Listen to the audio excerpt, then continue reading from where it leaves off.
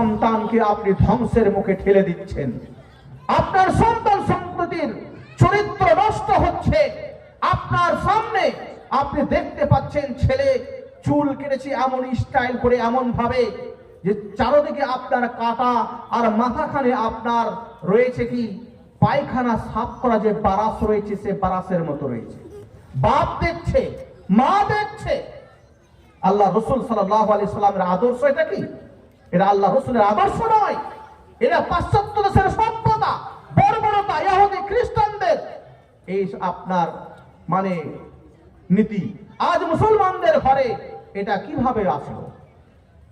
তার কারণ সমাজের মধ্যে, পরিবারের মধ্যে আল্লাহ রসুলের সুন্নাত নেই বলে এটাকে আপনার ইহুদি খ্রিস্টান এমন এক কৌশল করে মুসলিম সমাজের মধ্যে, যুবকদের মধ্যে বীজ বপন আপনার করে দিয়েছে।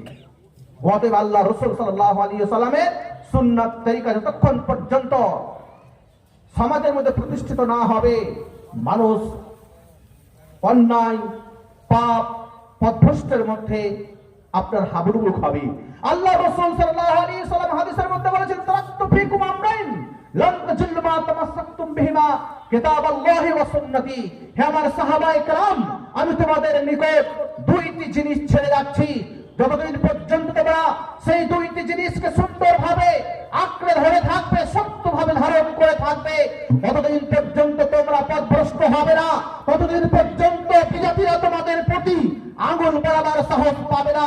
ততদিন পর্যন্ত অন্য জাতি তোমাদের প্রতি চোখ রাঙিয়ে কথা বলার সাহস পাবে না। সেই দুইটি জিনিস হলো কি? আল্লাহ তাআলার কালাম কোরআন মাজিদ, রাসূল সাল্লাল্লাহু আলাইহি ওয়াসাল্লামের সুন্নাত তরিকা।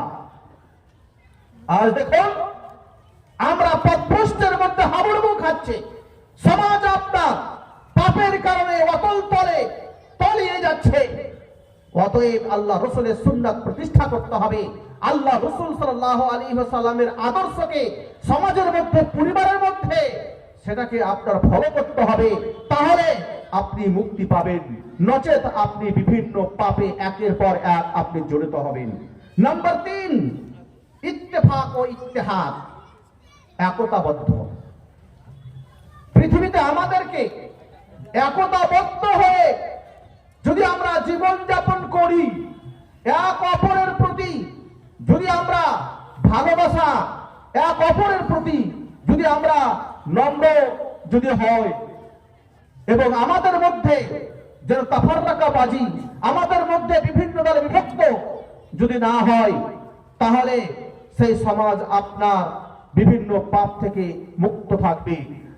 আজকে আমাদের মধ্যে একতা নেই, যার কারণে মুসলিমরা তারা বুঝতে পারছে মুসলমানদের মধ্যে বিভিন্ন ফিরকা, মুসলমানদের মধ্যে তারা বিভিন্ন পাপে লিপ্ত, মুসলমানেরা বিভিন্ন গুনায়, বিভিন্ন কাজে তারা জড়িত রয়েছে।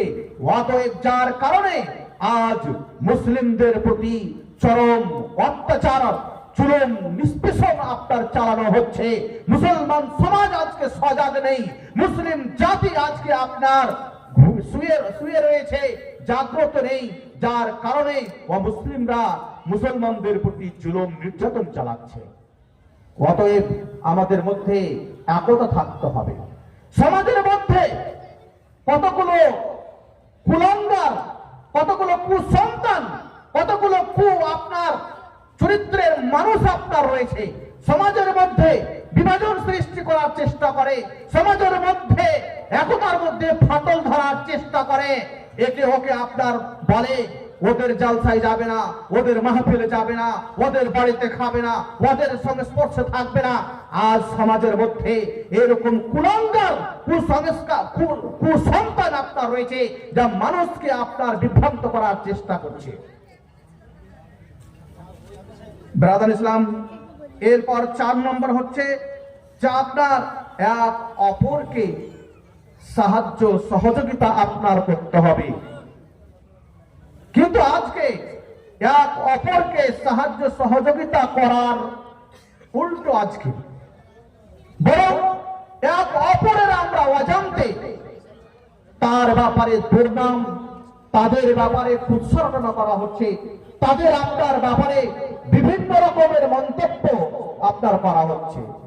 অতএব এক অপরকে যতক্ষণ পর্যন্ত আমরা সাহায্য না করব, যতক্ষণ পর্যন্ত আমরা এক অপরকে সুপরামর্শ আপনার না দেব, ততক্ষণ পর্যন্ত সেই সমাজের মধ্যে শান্তি আসবে না, সেই সমাজ থেকে পাপ মুক্ত হবে না।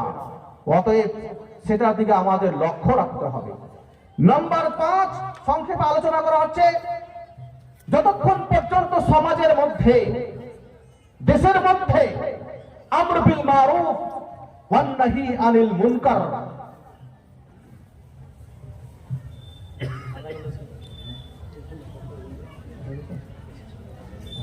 তো যতক্ষণ পর্যন্ত আপনার আমর বিল মারুফ ওয়ান নাহি আনিল মুনকার সমাজের মধ্যে প্রতিষ্ঠিত না করা হবে, ততক্ষণ পর্যন্ত আপনার সমাজ থেকে পাপ দূর হবে না, এবং সমাজ থেকে পাপ